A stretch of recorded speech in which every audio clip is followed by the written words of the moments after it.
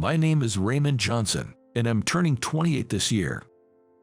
I work in sales at a well-recognized major corporation. I think my sales performance is pretty decent. It's a result of me pushing myself hard at work since I never really exerted myself in anything else. My mother passed away last year.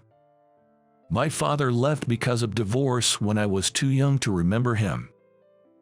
But since my mom passed, I've been feeling unmotivated. In my job and everything else.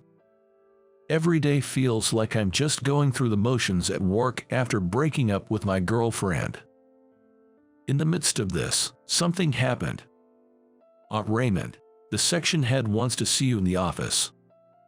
The moment I returned from an outside appointment, a clerk called out to me. My section head and I have never gotten along well. Probably because my lack of motivation is a thorn in his side. It seems he doesn't like that even a clearly unmotivated me was the top contract maker last month. It's a hassle dealing with him since he picks fights over the smallest things. It's Raymond here. May I come in? I knock on the manager's office door and enter. The manager and section head look at me with stern faces. Can you explain what this is about? What the section head thrust in front of me was an annual contract with a major client I had been working on. It was a job I had just handed over to a junior after being told to do so by the team leader. In other words, a project no longer in my hands. Why would you leave this in such a half-finished state and hand it over to a junior? That's irresponsible. While I was thinking about what was going on, the team section started yelling at me. He thinks that by yelling and intimidating, he can get his way. It's clear that the section head, who seems to be under this misunderstanding, wants to shift all the blame for this failure onto me. His words are nothing but criticisms of me. I think the section head probably wanted to claim this contract as his own success after it had passed from me to the junior. The evidence for this is that the junior came to me just the other day saying he felt like his job had been stolen. If successful, it would be his credit. If it failed, he could eliminate me, a thorn in his side. Pretty cunning. I held my silence as my supervisor continued to berate me. The manager just watched silently. In the end, he handed me my transfer notice. You're being transferred. The new assignment was a secondment to a client's factory. In other words, a demotion. I was so tired, I just took the notice without any objections. Then I checked where I was being transferred to and exclaimed, "Alaska, isn't it freezing there?" My comment, breaking the silence, made a vein on the manager's forehead twitch. "Is that all you have to say?" After that, the manager lectured me for an hour and a half. "Man, being seconded at this time of year, what the hell did you do?" The factory manager, holding the transfer notice, said this with a laugh when he came to greet me. Well, it was an obviously awkward timing for a transfer. Anyone would suspect that I messed up something. The post I was assigned to was a factory located in the suburbs of Anchorage, Alaska. I'm from LA and really hate the cold. Even though it's the south of Alaska, it's still cold for me. Even though summer was almost here, there was no sign of it at all. I look forward to working with you. I've heard that I will be in charge of general affairs. I'm from a sales background, so I'm counting on your guidance and strict instruction. As I entered the office and bowed deeply, everyone greeted me with warm applause. I remember feeling relieved and my shoulders relaxing at their response. The company housing provided for me was a room in an old apartment building. I hear there are many students and workers who are away from home living here. There was a young man living in the room next to mine. We've only exchanged greetings a few times, but he always seems to be with a different girl, so I guess he's quite a player. The apartment is on a hill, and you can see the sea in the distance. At night, the city lights are beautiful, and opening a can of beer while looking at the view from the balcony after work became my blissful moment. Today, as I was walking up the hill to return to the apartment, I passed by several children carrying paper lanterns. It was that brief time between sunset and twilight. I felt as if I'd slipped into a different dimension. Spotting a large bamboo decoration in the playground of the daycare halfway up the hill, I finally realized that today is July 7th, the day of the Star Festival. I guess the children are going to a festival. Thinking that, I unlocked the door to my apartment. Loosening my tie, I headed straight to the fridge to grab a can of beer. Then I went straight out to the balcony and opened the beer. There were paper lanterns swaying here and there on the hill. I could hear the children singing something on the wind. Tassels on bamboo, it's the Star Festival. It sounded like a children's song I've never heard before, and it had a strange feel to it. Learning little by little about the unknown aspects of this land isn't so bad. For the first time since my transfer, I thought something like that. At that moment, someone knocked at my door. I didn't know anyone well enough in this place to visit me. Thinking it must be the factory manager or the landlord, I opened the door without checking the intercom monitor. Standing in front of the door was a beauty in a robe. She was wearing a navy and white robe and holding a paper lantern. She sang the song the children had been singing earlier in a shy, quiet voice while looking down bashfully. "Bamboo for the Star Festival, let's celebrate. I need a candle, please." The next moment, she wraps her arms around my neck and buries her face in my chest. I hope she'll forgive me for instinctively wrapping my arms around her waist when embraced by a beauty in a robe whom I've just met.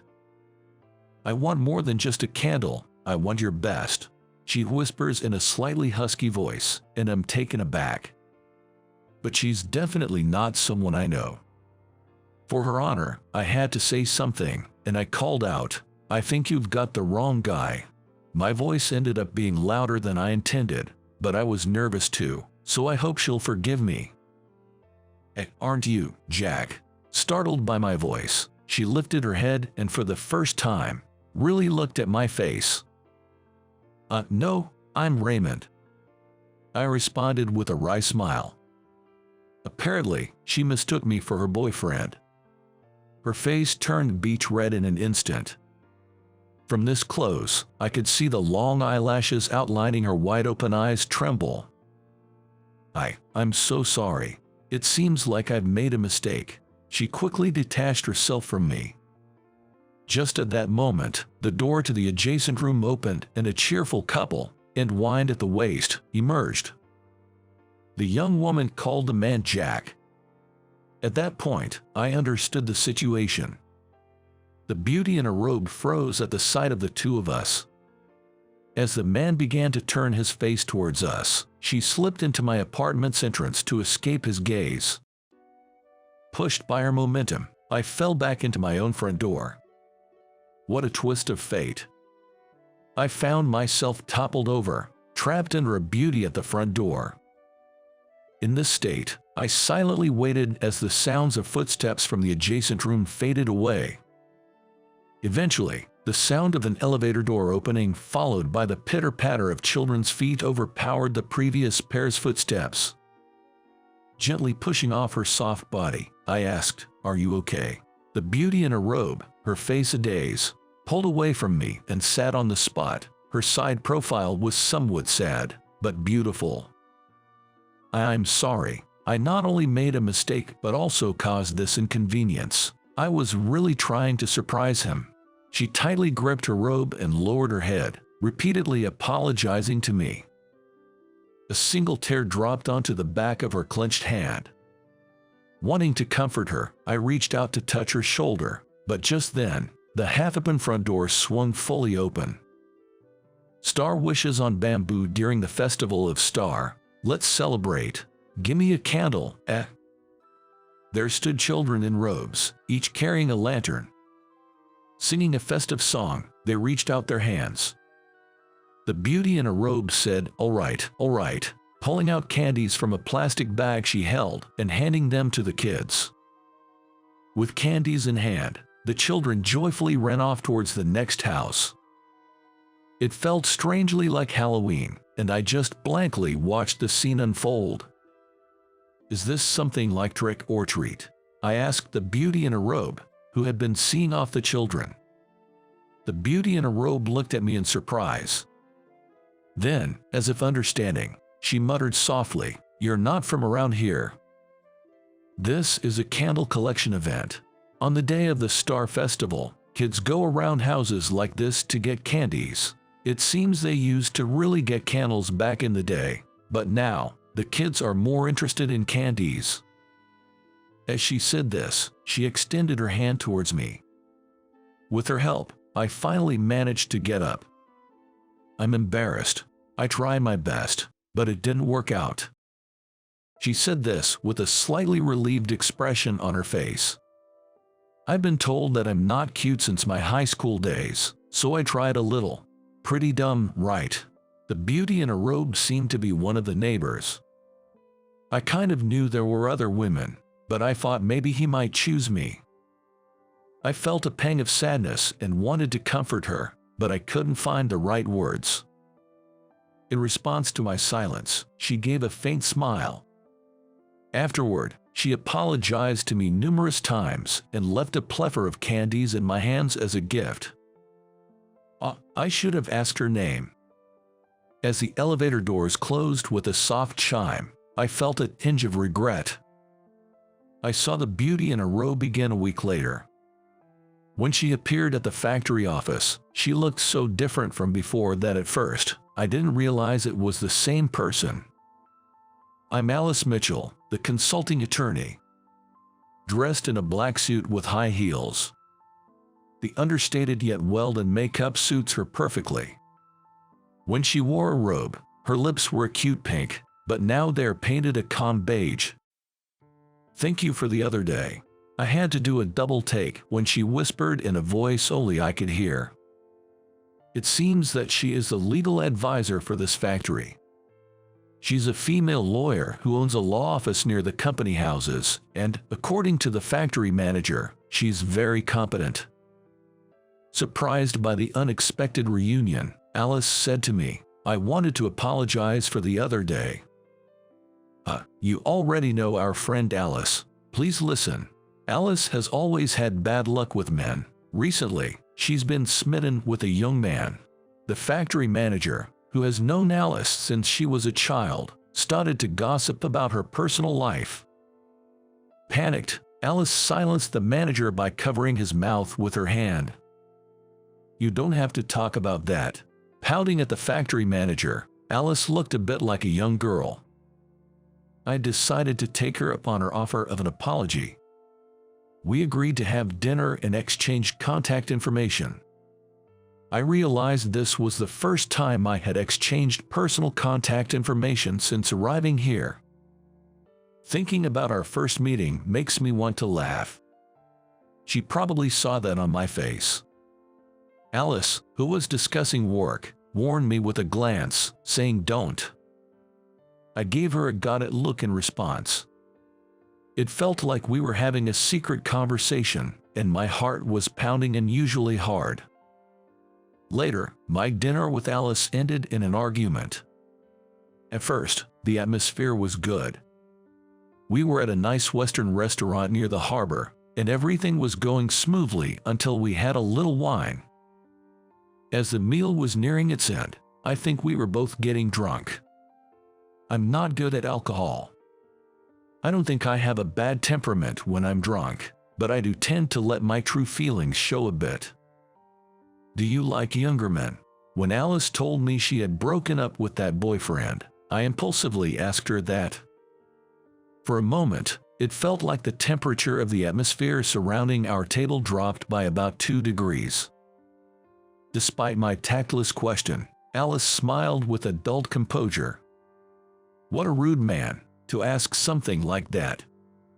She placed her wine glass on the table.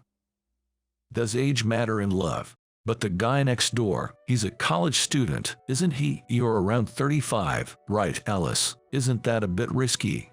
The day after the commotion, I ran into the neighbor in the elevator and had a brief chat. I was surprised when I heard that he was still a college student. I'm only 32. Alice's voice quivered as she corrected me about her age. Really? Well, there's not much difference between 35 and 32. For a college student, both ages might seem like old hags. Alcohol can indeed be scary. At that time, I think I was just trying to grab her attention. I continued to provoke her with my words. Regretting it when you're sober doesn't do any good. Right, I'm an old hag, but there's a big difference between 32 and 35. What? In what way? At that point, Alice's patience snapped. She stood up from her chair, glaring at me. If you round up, there's a big difference between 30 and 40, you idiot. That's where my memory cuts off. Apparently, I was hit on the head with a baguette. That night, I learned the hard way that even hard bread can be a deadly weapon. Since that night, Alice has been giving me the cold shoulder. She has a law office near my housing complex, and every time she sees me on her way back, she pointedly looks away. I want to make amends, but I can't seem to find the right opportunity. Half a year after I was transferred to the factory, I heard that my former colleagues from the main office were planning a trip to Anchorage. A former colleague contacted me and suggested meeting up. They apparently plan to visit this factory. Although I look forward to seeing my old colleagues, hearing that the former manager will also be coming half ruins the excitement. A few days later, the group from the main office arrived in Anchorage for their trip. They also came for a tour of our factory, which is one of their suppliers. It was nice to see my old colleagues again, unchanged, and even being asked for work advice. Everyone at the office was amazed to see me, who usually only handles attendance at the factory, giving advice to the elite from the main office. Hey, you're surprisingly reliable, Raymond. Why were you transferred here? The factory manager kindly brought me some iced tea when things finally calmed down. There were various reasons, I replied vaguely. Alice was also at the office that day, and I could feel her curious gaze. Hey, Raymond, come here. The one calling me over so arrogantly was my former manager. He was gesturing for me at the office entrance. With a heavy sigh, I got up and responded to his beckoning. It's been a while, thanks for the other day. A greeting laced with a hint of sarcasm, the former section head made a face of displeasure. He seemed to be aware of what he did. You haven't told anyone, right? I nodded in response to the manager's words. When I was transferred here and left the main office, the section head called me in and said the same thing. I was fed up with him going on and on about how it might have been his mistake, but at the end of the day, it was my fault for handing over the client to my junior. You may have forgotten, but you were the one who ordered me to hand over the client to my junior, right? And I heard you were the one who mentored the junior. The manager, not expecting a comeback from me, looked surprised. He hurriedly said, "You're talking too loud." So you do realize it'd be a problem if someone overheard. The section head looked ridiculous as he panicked, and I couldn't help but feel amused. I don't need a boss who sets up his own subordinates and then gloats about it. Anyway, that contract mess was your fault. It's got nothing to do with me, you understand, right? As my coworkers, who finished the tour, began to gather near the office, the section head wrapped up the conversation unilaterally. I let out a big sigh as I watched him rejoin the main company's circle. Seems like I still have some lingering feelings for the headquarters.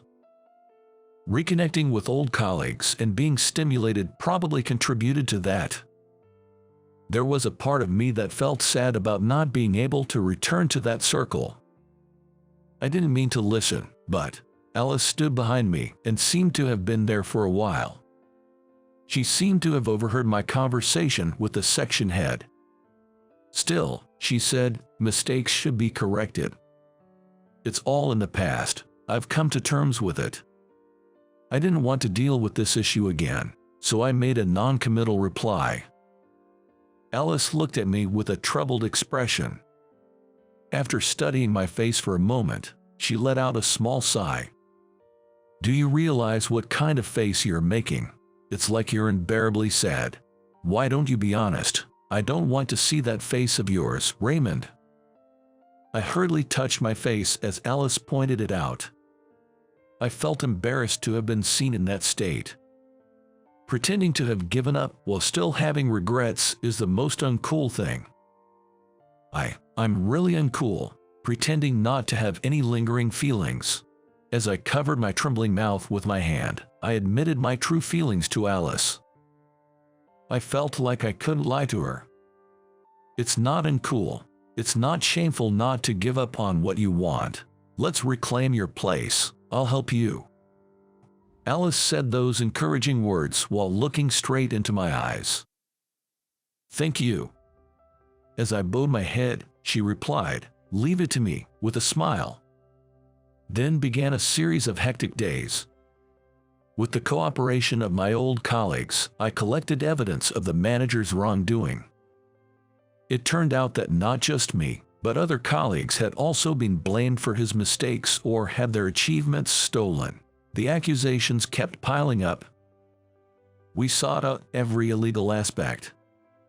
Thanks to Alice's efforts, the documentation for accusing the manager was prepared quickly. "You're surprisingly popular, despite being the kind of person who'd say such terrible things to me." Looking at the petition for my return to the headquarters collected by my former colleagues, Alice murmured in surprise. It seemed that she had not forgiven me for what happened that night. "I'm really sorry about that time. I was nervous and drank too much. That night, I got too drunk because I was nervous about being alone with Alice." She laughed, nervous about being with an old woman like me. Her eyes seemed to see right through me. Taking a deep breath, I turned to face Alice. "That day, I really wanted to make a move on you, but I just couldn't say it." At my words, Alice gave a satisfied smile. Then she cut the conversation short with, "We'll continue this later."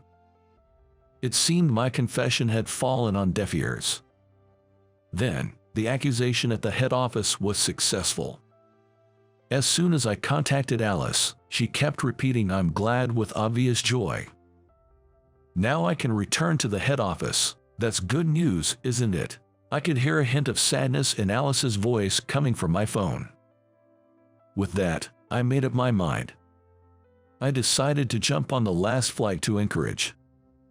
I couldn't wait to see Alice's face again. I took a taxi from the airport and rushed to Alice's law firm. It was already late, but there were still lights on in the office. I'm back.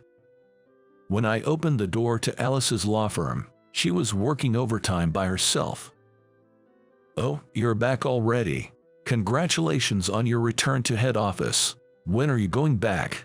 Alice put down the documents she was looking at and started spinning her pen with her slim fingers. Her eyes were slightly red. "Do you plan to hire a secretary here? I think I could do the job quite well." Alice was surprised and dropped her pen on the floor. Why? What about the head office?" I decided to be honest with myself. I reported to her that I declined the offer to return to the head office and also submitted my resignation. "I just want to be with you, Alice. Forever. Is that bad?" There's no reason that would be bad." Her response was faint.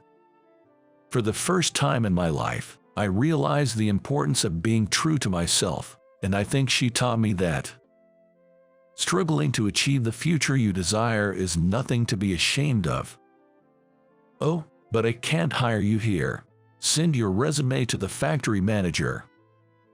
I didn't miss her ears turning red as she suddenly switched to a businesslike tone. My future is forever with her. The future I desire is one where she's always by my side. And I'm willing to make any effort to achieve it.